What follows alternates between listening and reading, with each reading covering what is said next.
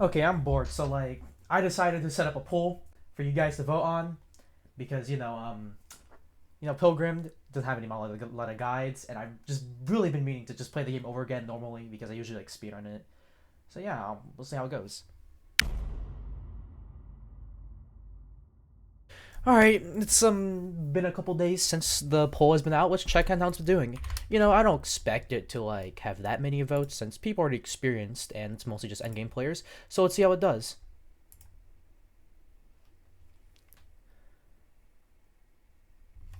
What the fuck? And 90% of the people want me to make a progression guide. So yeah, here it is. The main goal of this series is to 1. Relive how it feels to progress normally, since I usually always go for Kaifist and speedrun the rest. 2. Be educational to those who have little to no experience in Pilgrim, or Pilgrim progression in general, so don't expect everything to be top-notch even though I have like 800 fucking hours on this game. And 3. Be entertaining. Hopefully that can fulfill all 3 of these goals with the series, so yeah, and with that, let's get into progression, starting with...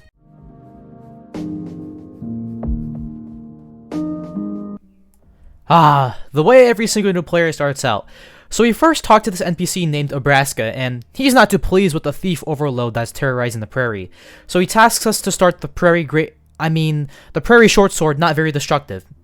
Anyways, before showing the thieves what the man above has to say about their deeds, we have to get the Greg Heffley fit, or Baldy's basic fit, pick your poison. Anyways, the main things we would want to be doing around here, before we take on the Thief King, is getting gold by killing things and mining ores for early game bronze gear, which mostly just consists of a better pickaxe and sword, and for the gold, just some early game accessories and armor to boost our stats barely by speed. Also, we can get rings from killing thieves, but the really only good ring we can get is gold ring, since dexterity is a stat that not only boosts range damage, but also boosts melee damage, and the silver ring only increases intelligence, which is mana, but that's for mage, so we don't need it. Anyways, we were done with our thief quests, so it's time to go continue it on. So we're kind of forced to choose a weapon, so we choose the only actual option for our class, the bronze greatsword. It's a heavy weapon, and heavy weapons are not very viable per se up until like end game, mid game, because there are a couple accessories, and we don't have the access to like late game gear yet, because heavy weapons are not the best. But anyways, so I'll just stick with the bronze sword I just crafted. So yeah, anyways, we do a little more grinding to get our pre-Thief King gear, and yeah, here's the gear I'll be using for Thief King. For our skills, I'm just going to stick with Rampage so that I could get that damage boost by the second half of the fight. For the Thief King fight itself, it's really simple down to its core. His first attack is a side swipe that does 30 damage, and is parryable. Its swings are random, going from 1 to 4 swings every time he does it, or was it 3?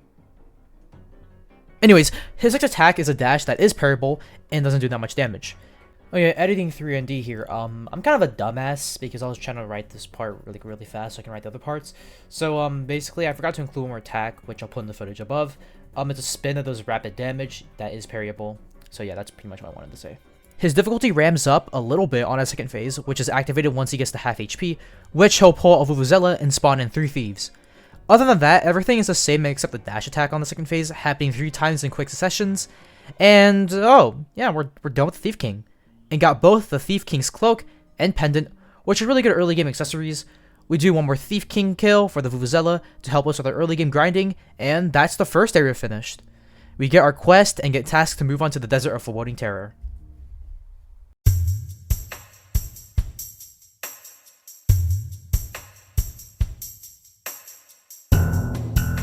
The first thing we see is that someone needs our assistance. So we go to this little hideout, and turns out we aren't allowed until we kill the Raider Captain. So it's time for pre-Raider Captain / Viperhead progression, since they are both basically the same. So the stuff we'll be needing to grind for is the Iron Pickaxe and Iron Spear. We are doing spears this time because the Pit Fighter is the best chestplate we can get, and the Pit Fire buffs spears, so yeah. There aren't many new accessories that we can get besides the Cactus Fruit and Thorn Ring drops from the Cactus Men. Cactus Fruit is an active item that gives you some extra speed and healing on activation, and Thorn Ring does damage to enemies on parry, which scales off of strength.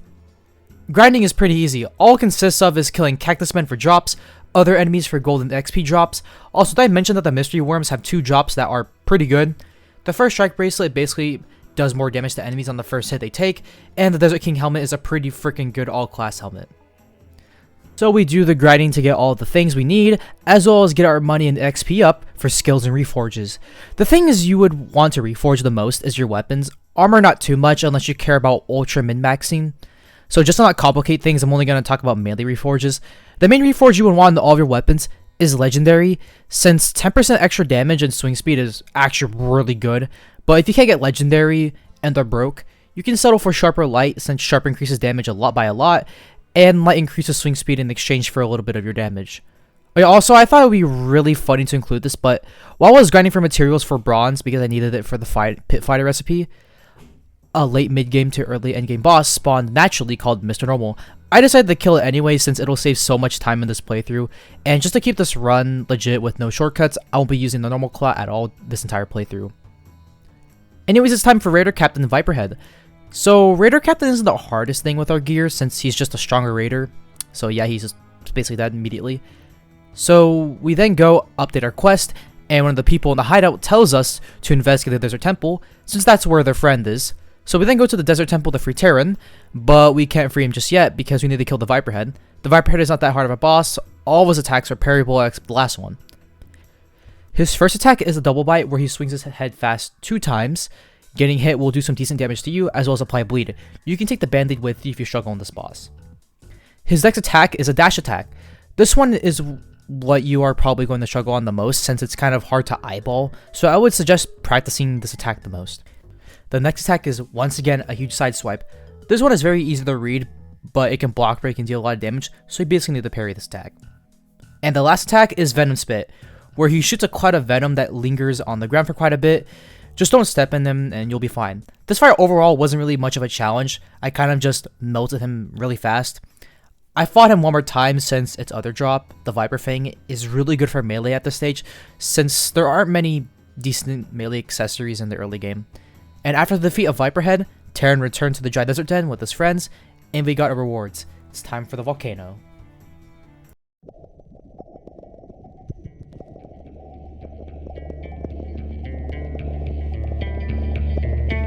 Now, this is where the game doesn't have an overarching story. Instead, we will progress by how I think the game should be progressed beyond this point. So first, we have to go to the Volcano base and talk to this fire imp named Bert, of which he recognizes that we saved Terran in the desert, and tasks us to rescue their friend, Paul, from the cells in the Volcano's quarry mines. We mine some ores and parkour around in there until we get to Paul's cell.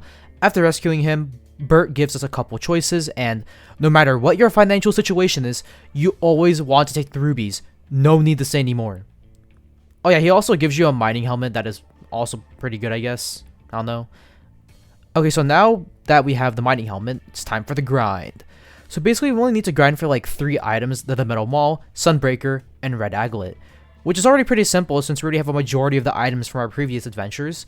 Really, the only things we need to obtain at this point is the Fiery Stone, which isn't that hard to get since it drops from both the Dreadful Imp and the Unspeakable Imp. On the other hand, I just need to mine a lot to get the rest of these items. Also, there's a decent chance that by this point you can buy the Unharmed Energy item from the Mela NPC. It's basically a randomized traveling merchant that can hop between 5 areas, and you already have 3 of the items unlocked. 3 areas unlocked, which is the Prairie, Desert, and Volcano from this point. And this item is basically the first item that, if you do get it, which I have it, I'm not sure if you'll have it by this point, but we'll be using this for every single build for the rest of the playthrough. And oh, look at that, we have 2 of the 3 items we can craft, the Metal Maul and the Red Aglet. Well, what about the Sunbreaker?